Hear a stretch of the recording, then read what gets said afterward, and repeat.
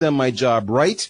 If I have not, please reach out on LinkedIn, Twitter, Facebook, Instagram, whatever social media platform you want to. I even get email. And send me your feedback. That'd be fantastic. By the way, I haven't asked this for a while. If you want to share this or review this or like this or just basically spread the word about the Inside Sales Show, I'd be grateful. I'd be very grateful. Today is a cool show. I have got Chris Beall. Now, if you don't know who Chris Beall is, I would suggest politely and respectfully that you're sitting somewhere dark and with all outside external media turned off.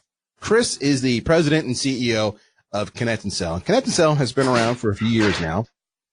But what's really cool about Connect and Sell is a couple things. One, they've got this whole platform, I'll let Chris describe it shortly, that is all about just, what I call just volume and intelligence to go and just reach a much broader audience through the phone and other vehicles than you on your own can do. That's what's really cool. So he'll explain that shortly. But what's even more cool is that when you take the tenure of a company like Connect and Sell, with all the customers they've had, with all the thousands upon thousands upon thousands of calls that their clients and their platform have made, you start to learn a thing or two. And I thought, if ever there was an individual who could come on to our show and say, let's talk about the anatomy of a cold call. Let's break it down. It's Chris. So with that as the build up, he's on LinkedIn. Follow him right now. Check out, Google Connect and Sell. Check them out. But with that, Chris, welcome to the show. Daryl, excited to be here. How long has Connect and Sell been around, Chris? I mean, you guys have been around for a bit now. Yeah, I've been around for, 12 years doing exactly what we've always done, which is we're like the simplest thing in the world. You push a button and you talk to somebody. We haven't thought of Act 2 yet. We're just still doing Act 1. Do you know what Act 2 is going to be, or is that proprietary information that you can't share? Oh, we don't have much imagination, so I'd be guessing. But I have a strong suspicion sometime this year we're gonna take it mobile. I know we should have done that a long time ago, but there are folks who'd love to talk to people while they're on the road, and we want to make that easy too. And we see that a lot of VanillaSoft who are having the exact same conversation. So that's probably a smart move. If that were to happen, you might have heard it here first, folks. All right. Now, how did I do representing your solution? I know you've got like an elevator pitch that you probably have given 1,000 times, but for somebody who's not familiar with Connect and Sell, and I don't always ask this of my guests, but I'm asking you today because it really is relevant to today's conversation. So talk to me about Connect and Sell a little bit. Well, what Connect and Sell does is it lets an SDR, anybody in our audience here who, their employer is kind enough to let them use it. It just lets them talk to a lot more people with no effort. So everybody knows now it's so hard to get folks on the phone. It's like a 1 in 20 shot, right? You dial, you navigate a phone system, you go to voicemail over and over and over. It kind of started in 2005, really. If you look back at the history, it became very, very hard to get people on the phone. And Connect and Sell is just a way that combines technology and people actually behind the scenes to make that whole mess go away. And all you do is you push a button and you talk to somebody on your list, usually in 3 or 4 minutes. So it's kind of obnoxious. You have to wait a little bit, but you don't have to dial. You don't have to do any work at all. You just like calling an Uber. You push a button, you talk to somebody on your list. And that's about it. Everything else is technical stuff that nobody should care about. We integrate to your CRM, blah, blah, blah, blah, blah. But the big deal is the fight is won inside the conversation. We give you 10 times more conversations, 10 times more chances to win that fight. And a big part of that, and correct me if I'm wrong, is part of the secret sauce is that you're dialing someone at scale. So whereas in your example, I'm making one call, then I work through the system and I leave my voicemail, then I make the next call. And this serial process happens over and over again. You're doing a lot more than one call simultaneously, are you not? We are. We're generally doing 5 or 6. Each one is navigated by a call navigation expert whose whole job is to navigate single dials. And they're really, really good at it. We give them great technology. You never see them, though. You never hear them. They're behind the scenes, and they never talk to your target. That's the key to the whole thing. So it's a normal phone call. If I were on your list, Daryl, you would log into Connect and Sell. You would choose one of your lists. You would dial a single phone number for the entire time you were going to be talking to people. And then when you want to talk to somebody, you just click this big green go button. If I were the lucky one and my phone rings, I answer, "This is Chris." The next voice I hear is you, and it's instantaneous. There's nothing in between. All right. So why did I let Chris kind of have this platform a little bit to talk about Connect and Sell beyond the fact that it's a really cool technology? This is why. Because what happens when you're using a tool like Connect and Sell, platform really, is that you get a lot more time to focus on live conversations than you would normally. So now that you've gone to the time and effort to utilize a tool like Connect and Sell, or even if you're not using Connect and Sell and you're doing this yourself with your own tools, your own initiative, when you get them on the phone, right? That is nirvana. I've got a live person on the phone. 1 in 20, as Chris says. How do you structure? How do you break that call down so that you make sure you take every opportunity to maximize that connection, which hopefully leads to, a sales qualified lead and eventually an opportunity, and it's forecasted in a deal. So it's that moment. It's that moment in time they say hello. And what do you do? So Chris, we talked a bit about this when we were prepping for the show. And one of the things you brought up, which I thought was so simple, yet it is, how do I put this? It's so overlooked. You raised the point is, and you can correct me if I get this wrong. You said, Daryl, a lot of sales reps, they don't know what the problem is that they're trying to solve for the prospect. So is that true? Yes or no? And how does that relate to that, our today's topic, the anatomy of a cold call? Yeah, I would say there's almost no cases where you know with confidence what the prospect's business problem is. In fact, if you knew what their business problem was for real, and you actually knew that in advance, then the whole cold calling process becomes pretty trivial.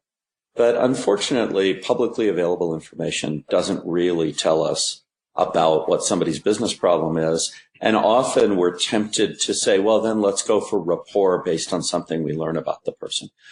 But that's problematic too, because if you call me up, for instance, and you tell me what college I went to, I already know what college I went to. You're not really providing me with value.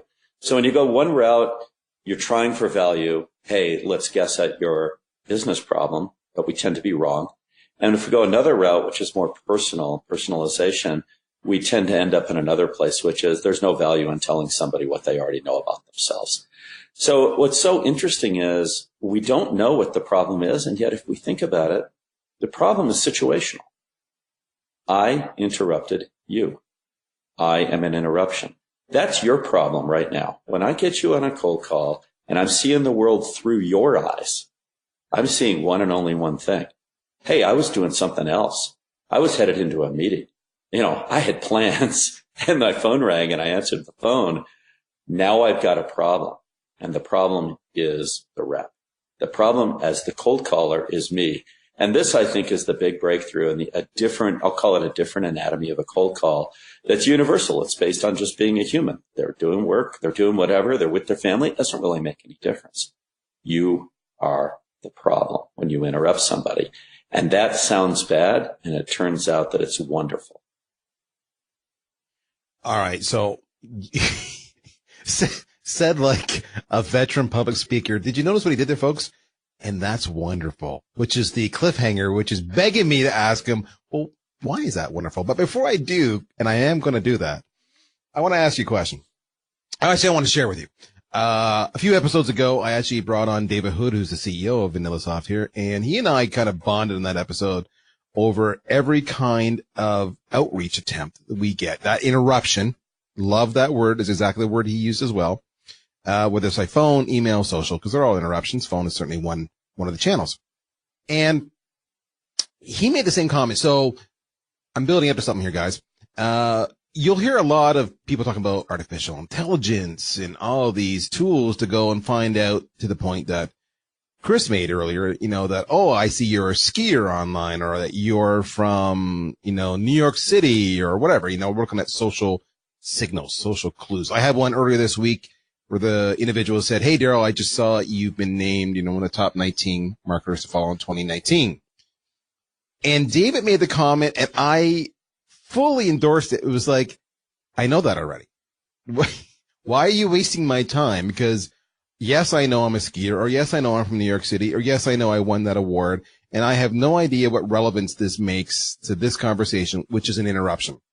So I want to take you off track there a little bit, Chris, and ask you, why are people using those? Do they really think that little bit of social nuance, that connection, results in a higher converting, more engaged interruption? I don't know if they think that or not. They certainly don't have strong evidence for it. I think it's comforting to the rep to think, I know a little something about you, so that'll give me a way of starting a conversation without dealing with the awkward fact. The elephant in the room is, I'm the elephant in the room. I interrupted you. I am an interruption. That's the elephant. And they don't want to talk about the elephant. They want to talk about something else. So it's comfortable.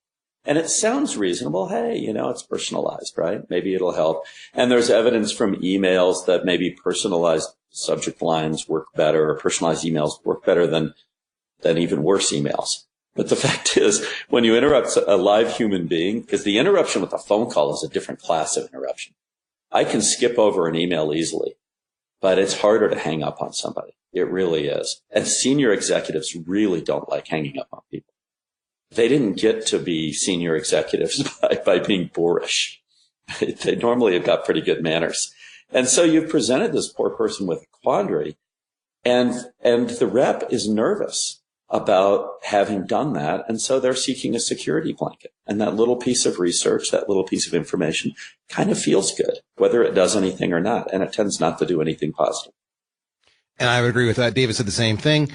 I like your metaphor of it's a security blanket, more for the rep than it is for the prospect. So lesson number 1 today, folks, you don't really need that. And I would suggest anybody who tells you that that's going to help you, I would tell you that they haven't sold. All right. Circling back, Chris told us that the interruption is a wonderful thing.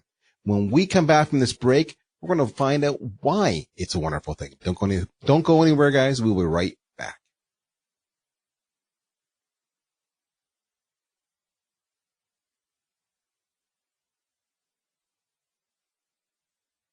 All right, we're back.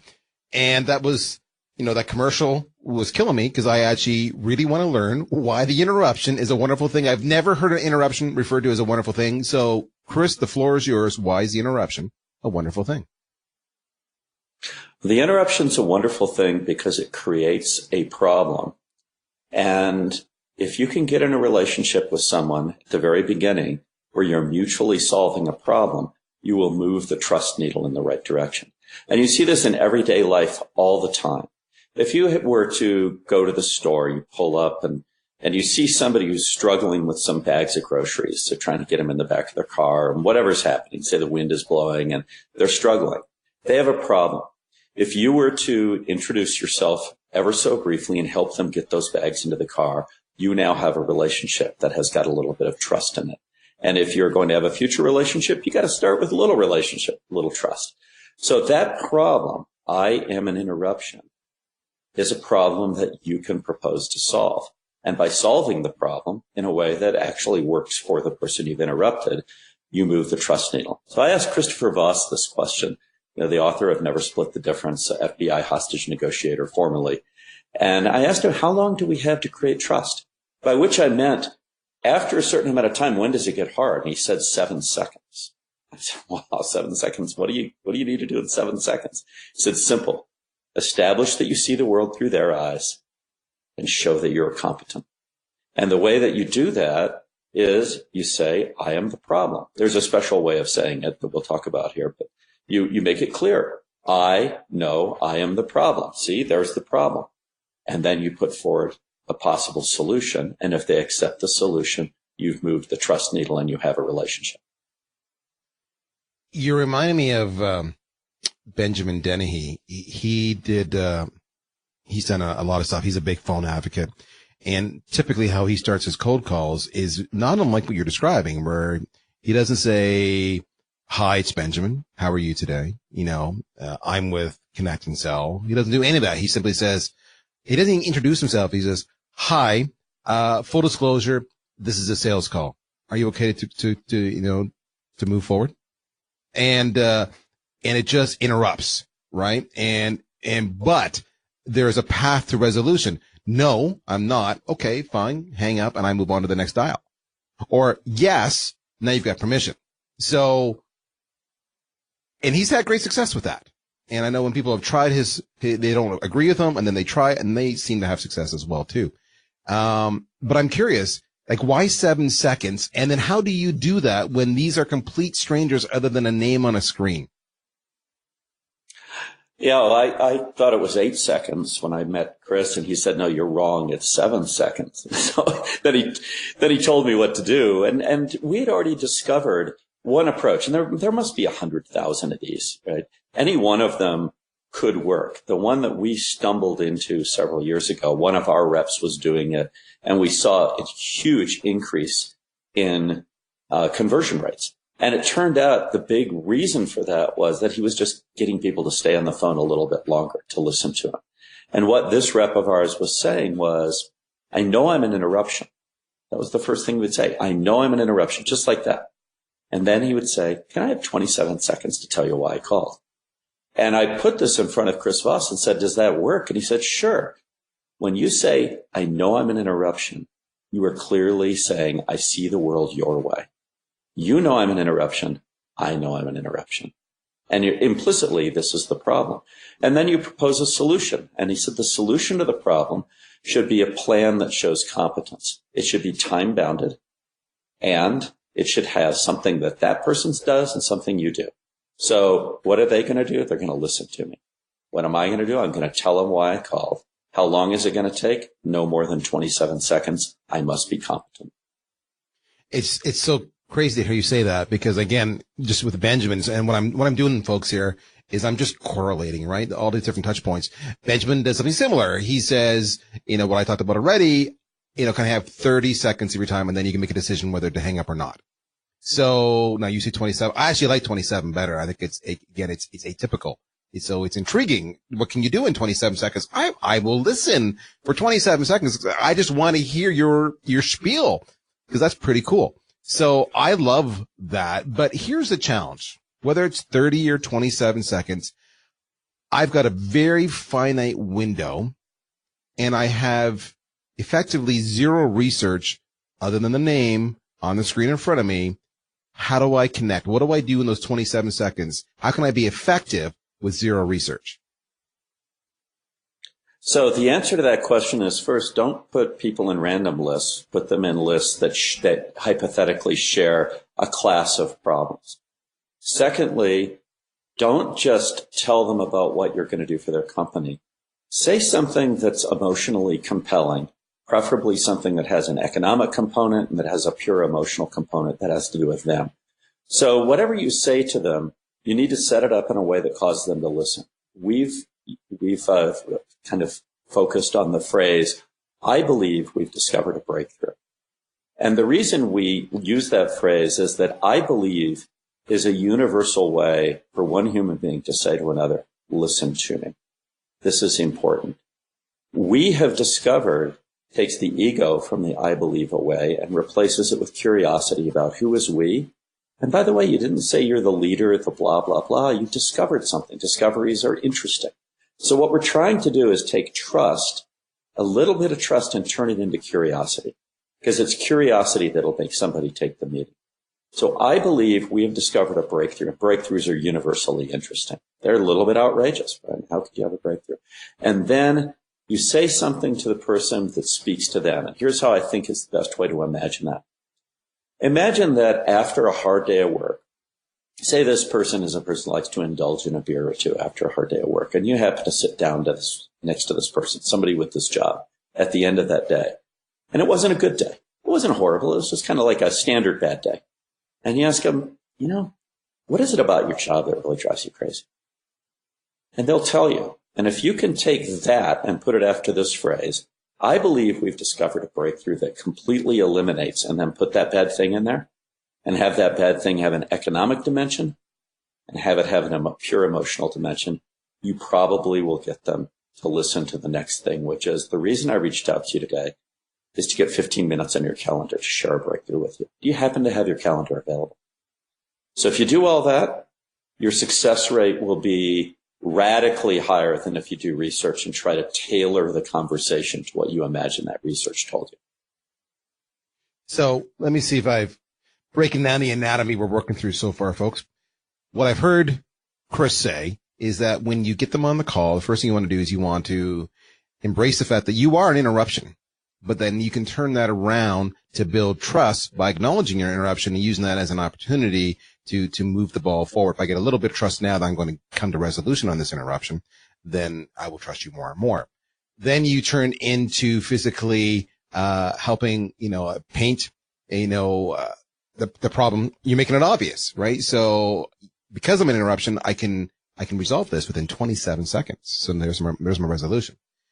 And then you're moving into the next stage, which is, remember, you have zero research here, which is, I imagine. So imagine a situation. Imagine if you're this person. Imagine if you have this problem. So you're describing a scenario that they can highly likely relate to in their role, because Chris said you want to use lists that are relevant, right? So that could be an industry, could be a persona, could be whatever, could be technology. Maybe they all use Salesforce. I'm making this up, or a combination thereof. So you can make some educated, informed, assumptions there. I believe I have a solution. In other words, so here was the situation, the scenario. If you can relate to that, I think I have a solution. Now your prospect's intrigued. And the reason I reached out today is to talk about, can we get 15 minutes in your schedule where I can actually walk you through it, so to speak. So now you're creating a desire to have resolution and giving them permission to talk to them. And you can see how the trust factor has changed dramatically. Is that the easiest and simplest and most effective way to close the meeting, Chris? That, the reason I reached out today was to move on, for another meeting in 15 minutes on your calendar, yada, yada, yada, or what? Yes, it is. And it is, especially if you defend it. And the way you defend it is against the number one attack, which is tell me more. Oh, that's interesting. Tell me more. The reason somebody asks that or says, tell me more, is they want you to tell them more so they can say, I'm set. And that way they preserve their self-image as a good person and they get off the call.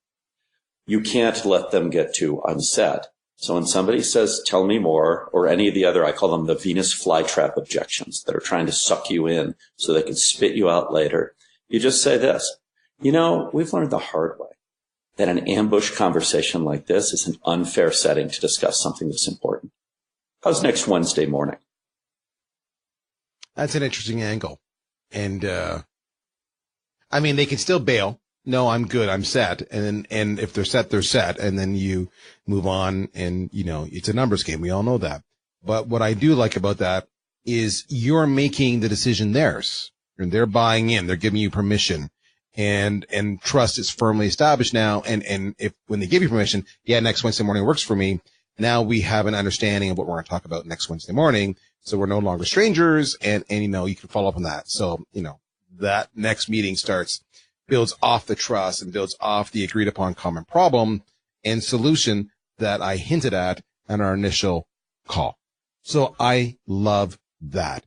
So is that I'm set? Is that like the number one objection? Is that you're seeing that in all of the experience with Connect and Sell and your clients? Absolutely. It is the face-saving objection. And it's right in there with send me some information, which is another way of saying I'm going to blow you off because I'll get the information and say I'm set. And what they're trying to do is to get your breakthrough into a category that they already understand so they can not listen to it. And that's what they're trying to do. And you just have got to hold firm and go for the meeting. So I love that. So let's kind of recap one more time here. The anatomy of a cold call. You need to understand, what is the problem that you're trying to solve for the prospect. And the first thing is that you're an interruption. How can you make that problem obvious and resolve it within 7 seconds, to Chris and the hostage negotiator's point, was to acknowledge the problem and offer up a solution. In an example, again, 27 seconds.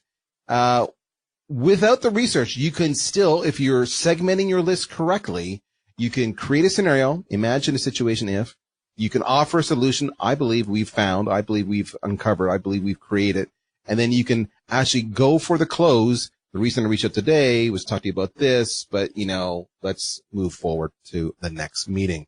And if they counter with the Venus flytraps, I'm set, that's interesting, send me the information, then you know how to respond accordingly. And that, in a nutshell, is the basic anatomy of a cold call. And when you look at the leading people in the space today, the leading trainers and coaches, they're all saying variations of this. They may have different language, different dialogue, different, catchphrases, but that's the gist.